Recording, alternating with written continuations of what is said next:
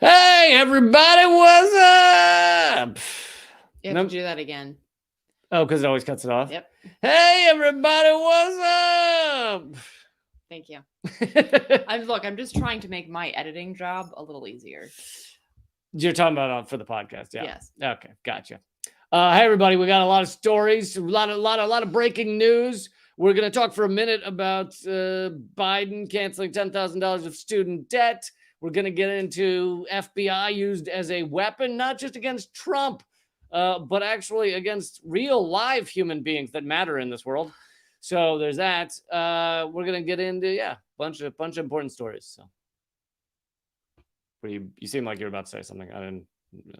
No. Carry on. Oh, man, we are firing like a well-oiled machine right now. Welcome to Common Censored. I'm joined by Eleanor Goldfield. And yeah, we do these every Saturday at noon Eastern, starting a half hour early just for you. We did that for you, folks, and also because we needed to. But yeah. Oh, excuse me. All right, so we're not going to spend forever on the Biden student debt thing because I covered it in my live stream yesterday, and you have an interview coming up. We'll talk more about that, or we'll promote that a little more in a bit.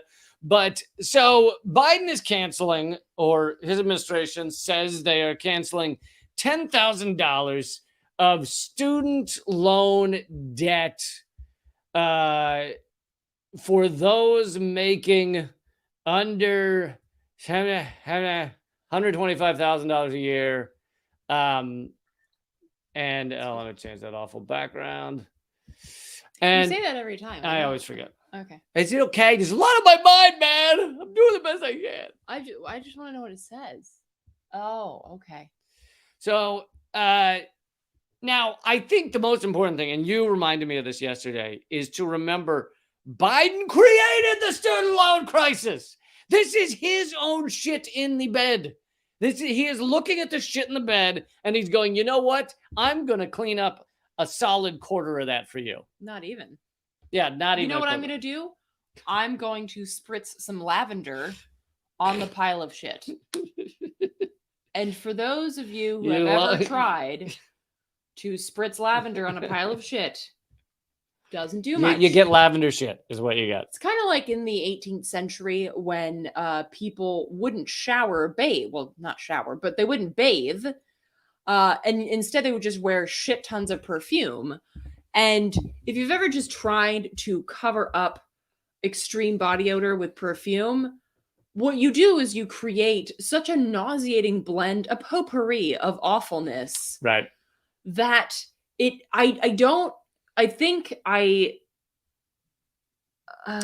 like the guys that just hose themselves down in Axe body spray. Ew. And they have heavy BO going on. So what you end up is a guy who just smells like ass body spray. Yes. That's what you end up with. Apparently, little tidbit here for your trivia night, you could apparently smell Louis XIV from several rooms away and know that he was coming because he stank so severely of body odor and perfume. So the stink gets there first, huh? The stink preceded him. The stink arrives early.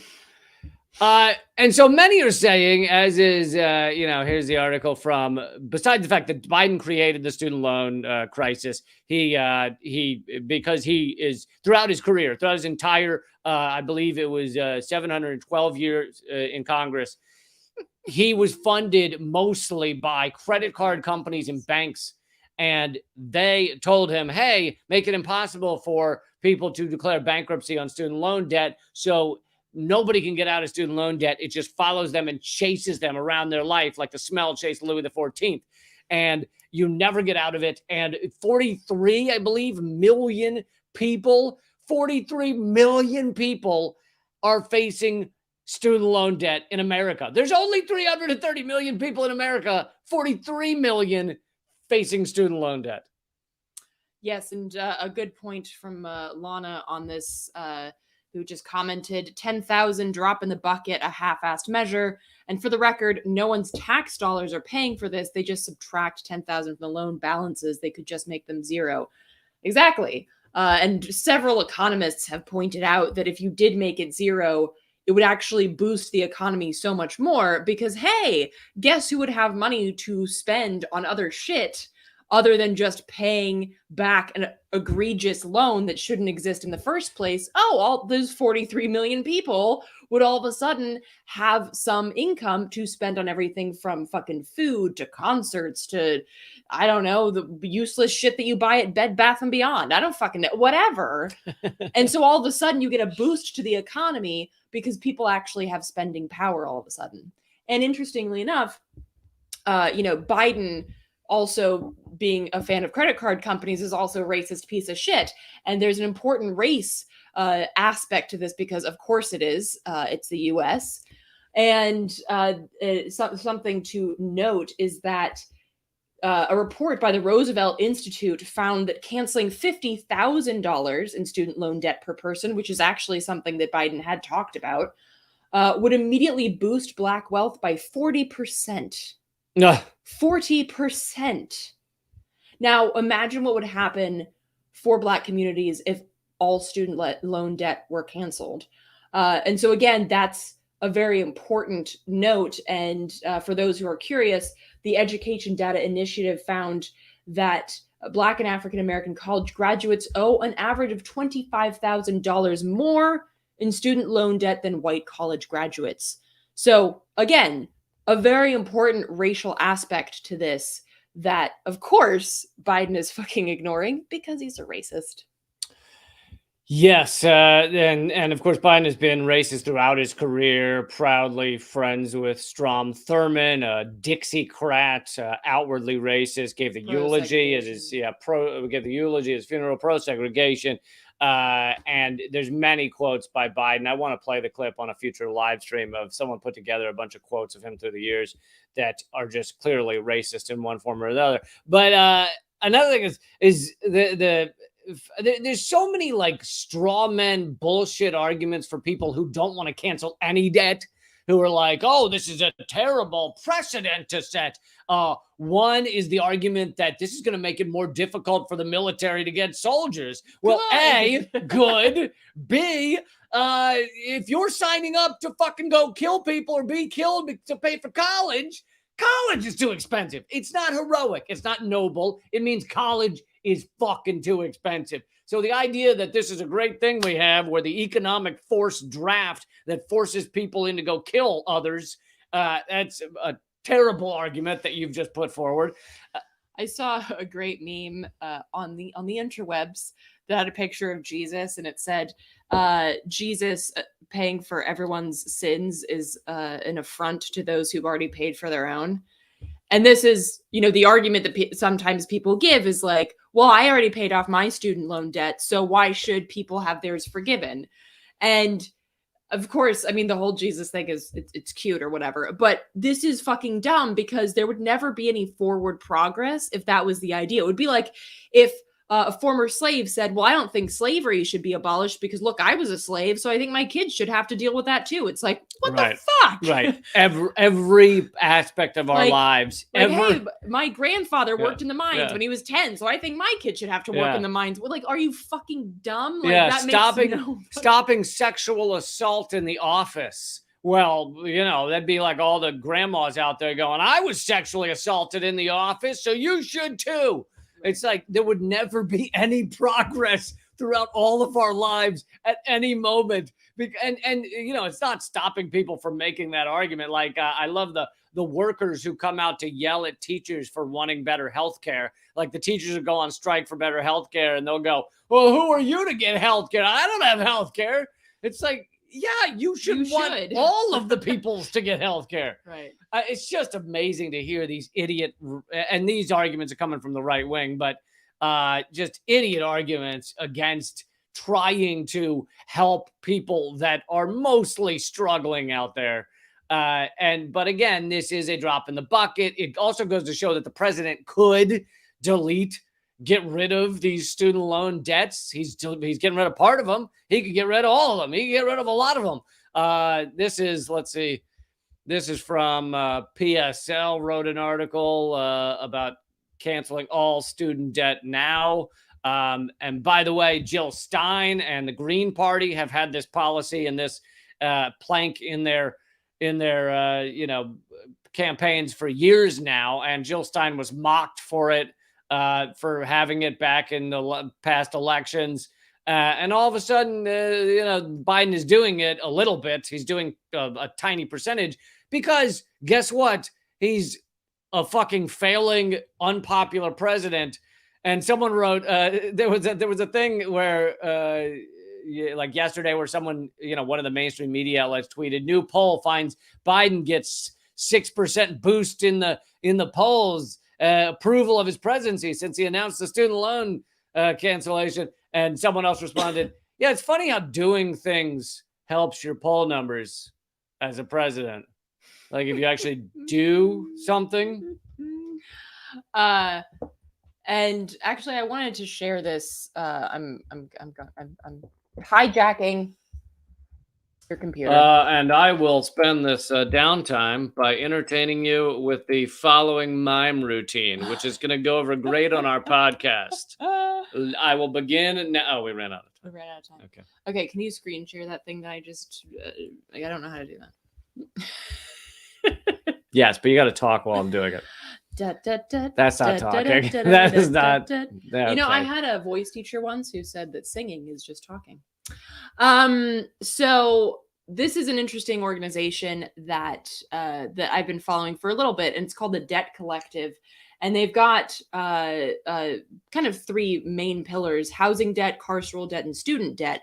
And the goal is to cancel all of it.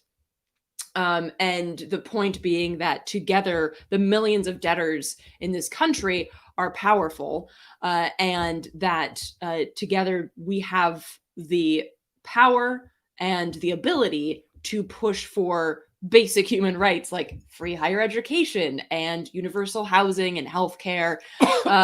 And so they've worked a lot on student debt, and one of the things that they're starting soon is a student debt strike.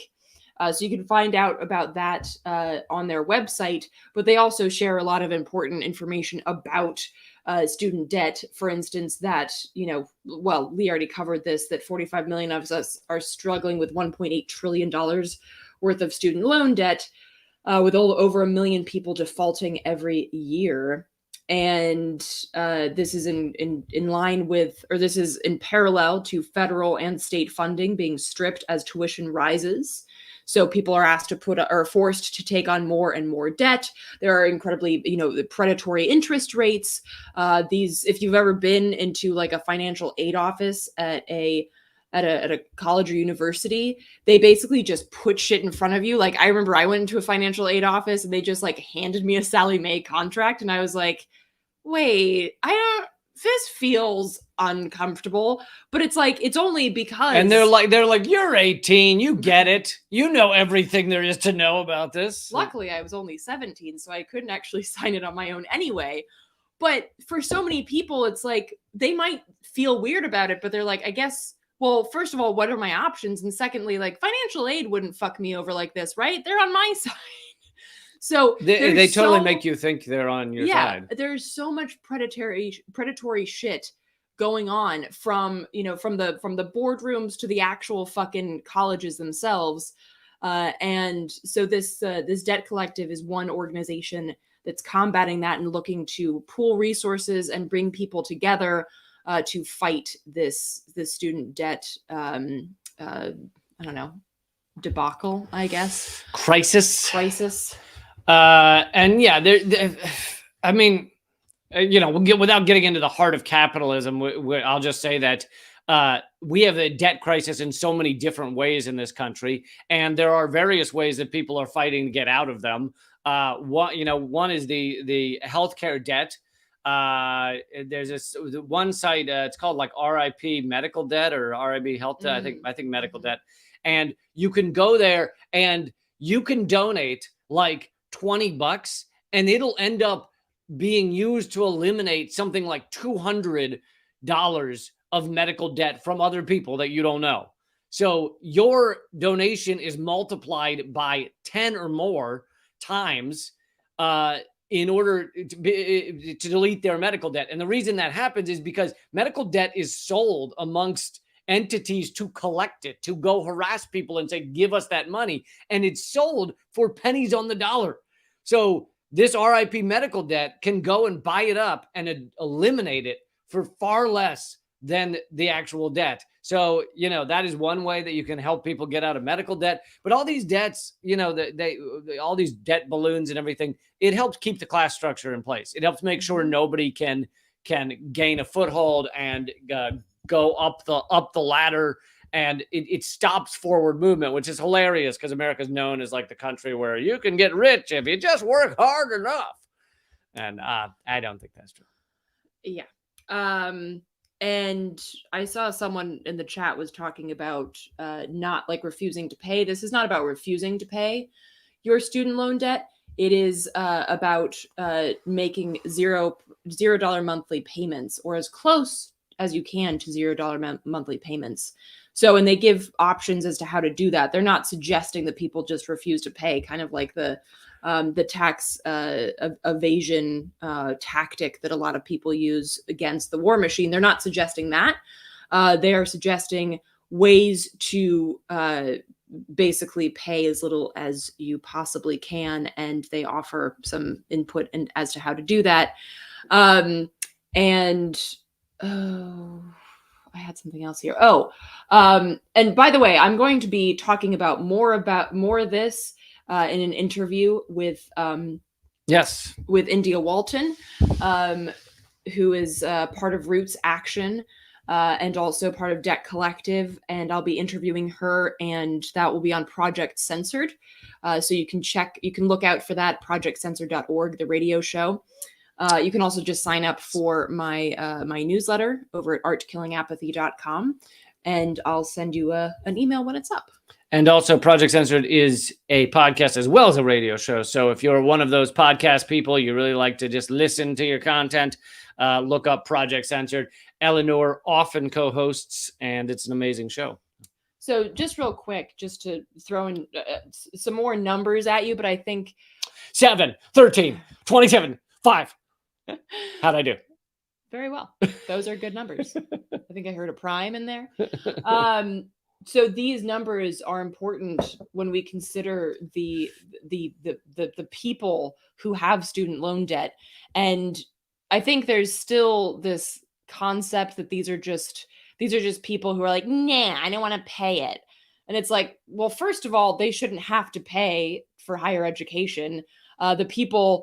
If there are people watching this who think that you should, I would ask you to go to a different fucking country, any country really, Europe, South America, and just look around and see how much fucking higher education costs.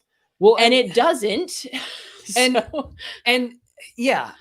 most of these countries, it's far cheaper. In many of these countries, it's fucking free. In some of these countries, it's free even for Americans. If you go to these countries, you can often go to college for fucking free. There's a few countries like that. But all told, it's almost all very much cheaper, far cheaper.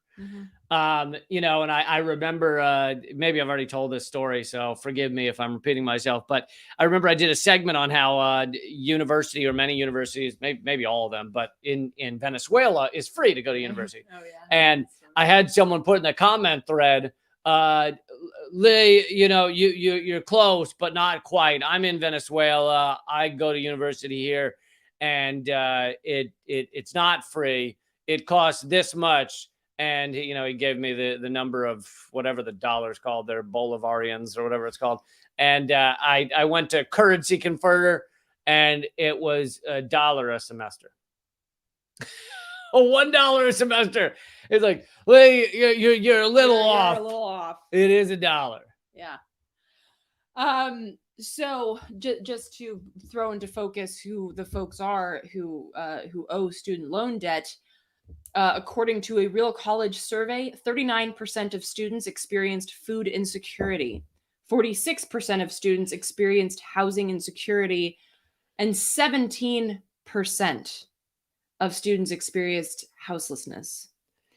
So the student loan debt, I think a lot of times people are like, oh, you have debt, whatever.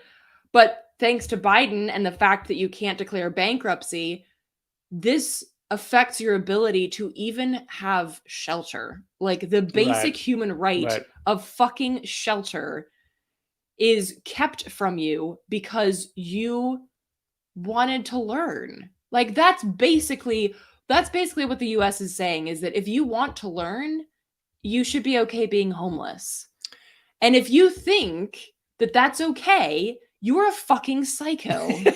And I can't sugarcoat that. You're a fucking psychopath. You can't spray lavender scented oils on that. No, you can't. No.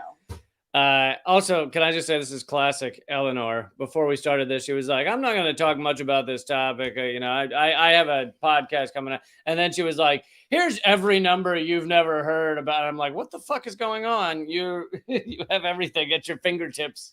Well, because I put a bunch of notes down for my interview, and now I'm spoiler alert, this is what my interview is going to be about. But it is an interview. It's going to be far more, It's gonna be far more in depth than my dumb jokes. So, all right, moving on though. We got plenty more topics. We're talking about the FBI used as a weapon and much more. But we'll do like one topic, maybe two more, and then we'll just be at rumble.com/Lee Camp. So some of you are watching us on Facebook, YouTube, other platforms. In another topic or two, we will only be at rumble.com/Lee Camp, but it's free to watch there. There's no pay. There's nothing, just rumble.com/Lee Camp. And I hope you will join us there and hit subscribe over there. I'll go ahead and put the feed's already going there, so you can go watch right now. But I'll go ahead and put that in the comment thread, and we will keep it going. So shall we talk about FBI agents? Do you want to stay on the what's it called? The education track? Talk about Missouri schools. All right. I like that. I like that topic. Little segue from higher education to. I mean, I shouldn't be laughing. I find it funny, even though it's fucking horrific. But okay, let's see here.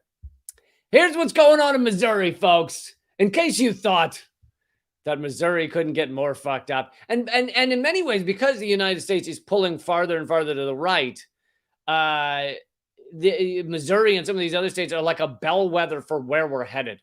They're like, it's like where our fascist state is going. Yeah, which state was it that reinstated, that was going to use gas chambers to execute people? I don't remember the gas chambers. It was either North or South Carolina. I think South Carolina just put firing squads back in and literally like built a facility for firing squads. So taxpayer dollars go to be able to shoot people. You don't hear a lot of right-wingers going, I don't want my tax dollars going to be able to shoot the bullets through the peoples. You don't hear that, but they're upset when you cancel student debt.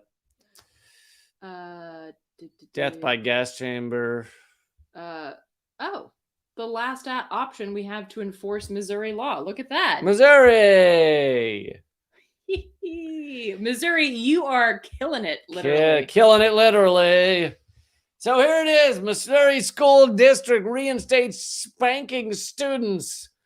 It doesn't, when they put as a last resort, just that doesn't matter because that's their view of a last resort. You could have a teacher who really loves beating the shit out of kids, and he goes, well, I asked him once and he didn't do it. So the last resort, I slapped him across the ass. Not to mention, there's a lot of pervs out there that probably, fucking pervert teachers probably want to spank a kid. There's so many levels of problematic with this. First of all, and it does say that, several parents said that they would be okay with I don't know if it's teachers or if they go to a special spanking room or I don't know. Whoever the fuck it is that beats the shit out of your child. There are several parents that said that they would be okay with this. And so this is the school superintendent said, quote, "The complaints that we have heard from some of our parents is they don't want their students suspended. They want another option." As if those are the only two options. It's just, that's what we have. We have suspension from school or beating the shit out of them. What more could there be? That's, as far as I've seen, that's all there is. That's all there is. Apparently, the punishment will only be used in reasonable form and upon the recommendation of the principal. How reasonable beating someone? That's like compassionate conservative. It's not a fucking thing. It's like, it's a complete oxymoron. I love this sentence. Parents who want their children hit can sign an opt-in form provided by the school office. Hey, welcome to the first day of school. Would you like your kid hit or not hit? 1 or 2 swings will be inflicted on younger students, and up to 3 for older students. I'm not sure what the age cutoff is there. Like, if it's your 6th birthday, is it now you get 3? I don't, like, who the fuck? But if you want to hear something even more disturbing, currently there are 19 states across the US where corporal punishment is still allowed. 19 states, you can still the majority of these states are in the South. So if you have kids in school in the South and you're not into someone beating the shit out of your child, heads up, because that could be a thing. And for those who think, oh, well, 1 or 2 slap, that's not really that big of a deal. I have a flow chart that I found very helpful, and I hope you will too. It's called the Should I Strike My Child Comprehensive Flowchart. Question 1. Are they old enough to understand reason? Yes. Then use reason. Stop hitting your child, asshole. Are they old enough to understand reason? No. Then they're not old enough to understand the reason that you're striking them. End result, stop hitting your child, asshole. So basically, whether the answer to the first question is yes or no, are they old enough to understand reason, still end result, stop hitting your child, asshole. And if I could just say something, it's really fascinating that it's specifically children that there's still some acceptance of this in our society. And you go back a few decades and there was a lot of acceptance of this in our society. It's really only children. Like nowadays, if you slug someone in the face at a bar, you can be prosecuted for assault. If you smack yes, people get more upset, I guess, if it's a man slapping a woman. But if you slap someone, man or woman, at a bar, you can get prosecuted for assault.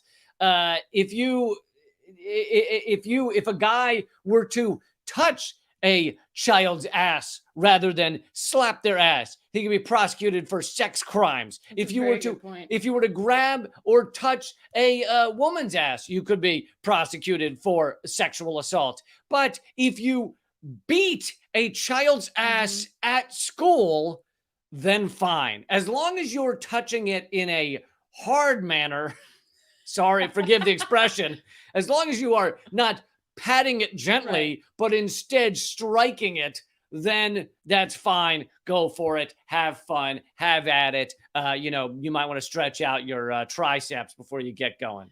And also, I find it fascinating that people who are for the striking of their kids, if you were to ask them, do you then think it's okay that your kids strike other people? Or that you strike other people? Only if they opt in. Only if they opt in. Of course not. Yeah. I would never teach my kid that it's okay. But you are, you fucking idiot.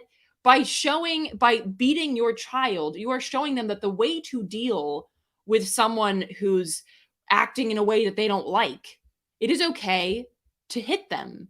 That is an appropriate response. And I mean, that is just completely fucked up. It is, there's been so many studies done that show that beating kids is not at all, there's no benefit. There are only negatives to it. Yeah. Not only in terms of mental development, but of course, with how children feel safe in their bodies, safe in their communities. I mean, the list of reasons to not fucking do it goes beyond this very handy dandy little flow chart that I've shared with you. And yet it is an easy way to terrify a child. It is an easy way to basically intimidate them to the point that they fall in line, I guess. And of course, respect is a lot more difficult to earn than fear. Fear is relatively easy, particularly a child. You can scare a child half to death pretty easily. And so this is a way of a totalitarian way of dealing with children. And it really speaks to the way that our country looks at children and feels about children.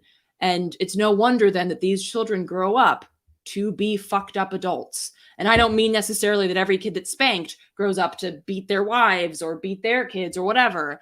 But it does cause harm, and how that harm then reverberates out to society is manifold, and how that harm reverberates inwards to people who deal with extreme mental and emotional distress as adults. I mean, it's just, there's no fucking benefit.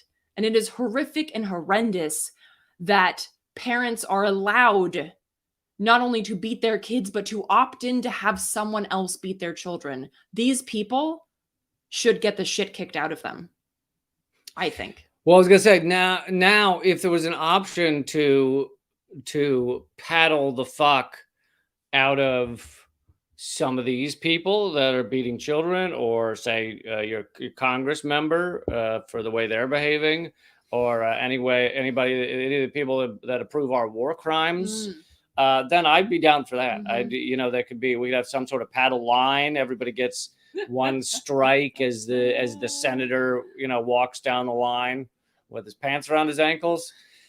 But instead, we're just going after children. We're just going after the ones that can't defend themselves. Yeah, exactly, because it's easier. Right. It's a lot easier. Right.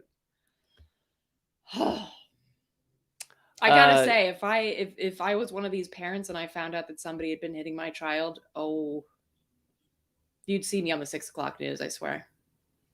I know. Imagine if it wasn't an opt-in process, which is still fucked up. But imagine if the kid just came home with a purple ass and you said, "What happened to you?"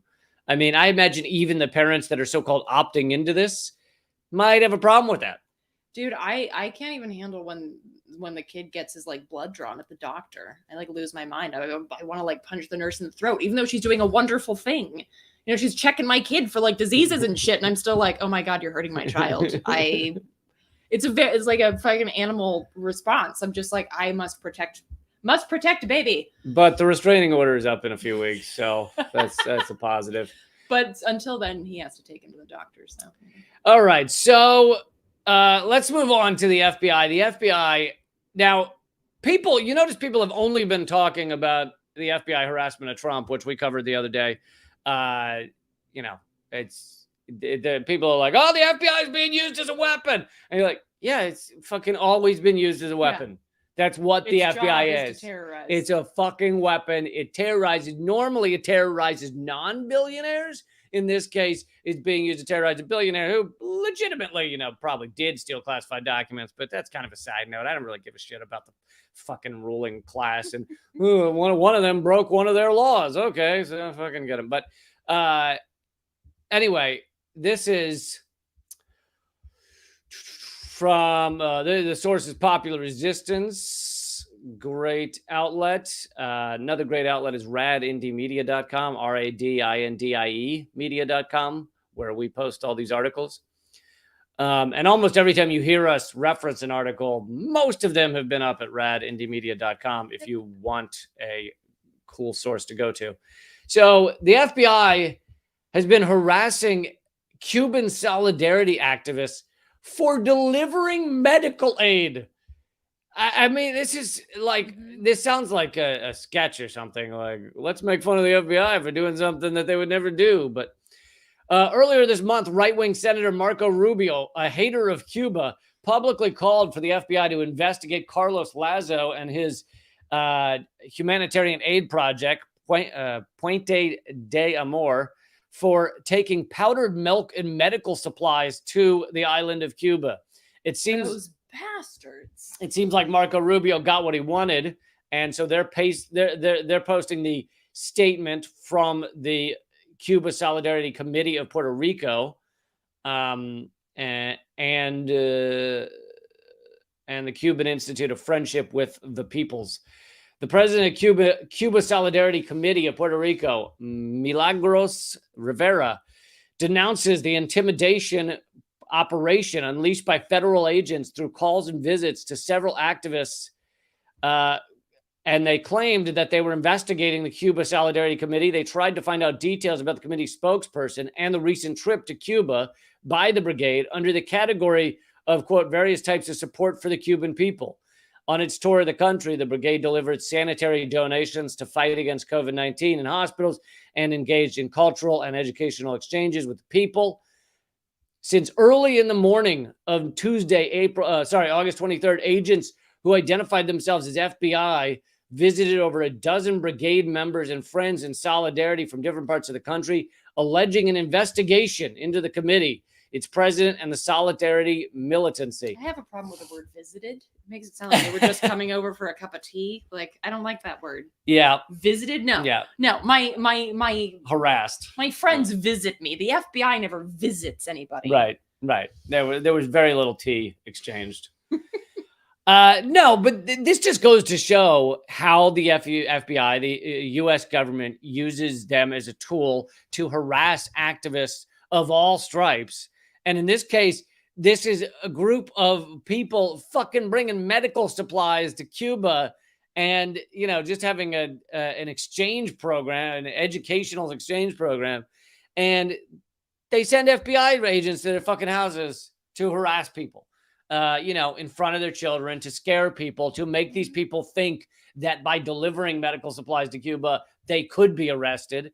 And it's just, it's designed to create a chilling effect on being a good fucking human. Right. Like we gotta slow down this scourge of good human behavior. Mm-hmm. It's just fucking disgusting and fascist. Indeed. And speaking of which, there were other FBI raids this time because evil Russia. I don't know if you want to share that. Yep. This is a piece from World Socialist website. FBI agents raid black nationalist groups' homes and offices over bogus allegations of conspiracy with Russia. I mean, yeah. So the whole Russia scary Cold War thing has obviously been amplified a lot since the U.S. started the proxy war in Ukraine. But so in late July, the FBI conducted a series of raids directed against the African People's Socialist Party, APSP, in St. Louis, Missouri, and St. Petersburg, Florida. The raids are linked to a 25-page indictment issued against Alexander Viktorovich Ionov, a Russian national accused of, quote, conspiracy to commit offense against the U.S. A loosely defined federal crime with a penalty of up to 5 years, which is hilarious because obviously they're never going to get a Russian national sent to the U.S. to atone for his crimes. So as they point out, well, it's easy to bring charges like this just to make themselves feel good and look good because, like you said, the Russians aren't going to come to the U.S. to our court system, so no one defends them. They can just make ridiculous accusations. Well, right, and the author of this basically says that that's really the point. It appears the main purpose of the indictment is to justify the Biden administration's use of state repression against left-wing opponents within the U.S. Of Washington's imperialist agenda with regard to Russia. So basically, this got kicked off because these folks, APSP, had written a lot of anti-NATO. They'd organized around anti-NATO work, and apparently this guy in Russia, this Ionov, I'm sorry if I'm not fucking saying that correctly.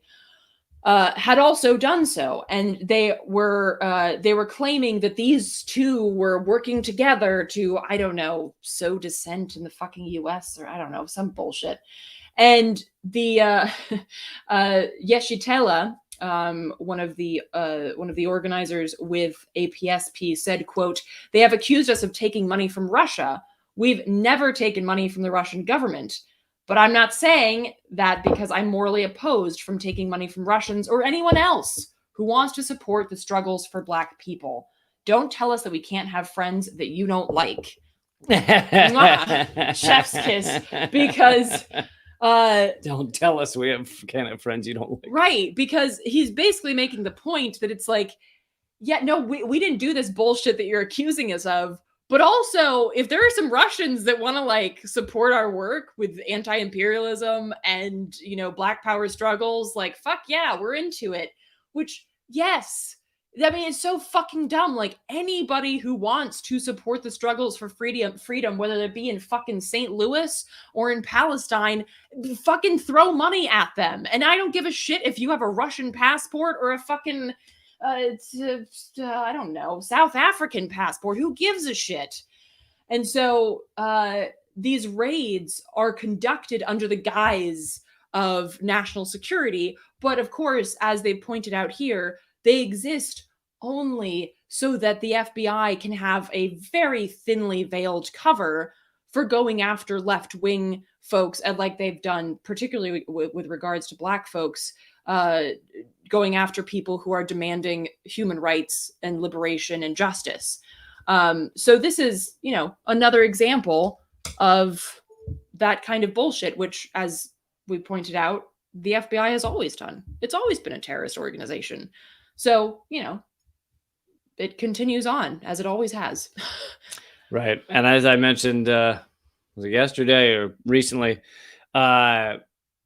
studies have shown that the FBI, studies have shown that in 90-some%, it's like 97% of every time the FBI arrests someone in the United States for working with terrorists or having a terror plot or involved in a terror plot, or we're plotting to plot some terror, every time the FBI was somehow involved in it.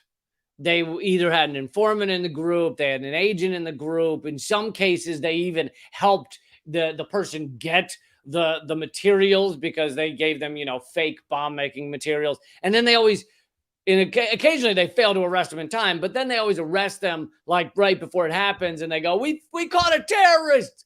And it helps justify their work. It helps get more money for the FBI, for Homeland Security, all that bullshit. It helps keep everyone afraid. It helps everyone think that FBI is daddy, keeping us safe from the bad monsters, all of that shit. And yet 90-some% of the time, the FBI is involved in the terror plot on American soil. Mm-hmm. So, you know, when we say they're like a terrorist organization, it's not just going after and destroying activist groups and destroying socialist groups and going after people that are friends with Cuba. It's also literally creating terror plots. Yep. So, folks, we are going to head over to rumble.com/LeeCamp. If you're already watching us there, nothing will change. Also, if you are not going to join us over there or whatever, then or you are, but you like what we're saying, then become a member at LeeCamp.net. That's where you get the member-only Q&A every Friday at noon Eastern, and other exclusive content, including exclusive columns, exclusive articles. So LeeCamp.net, I hope you check it out at the very least. You can become a member without even paying. I think you could click skip for now or something like that. So no matter what, I hope you head over to LeeCamp.net after we're done here today. But with that said, let's get on to some more stories, and let's spend the last 15 minutes over at Rumble. Spend the last 15 minutes at Rumble talking about capitalism.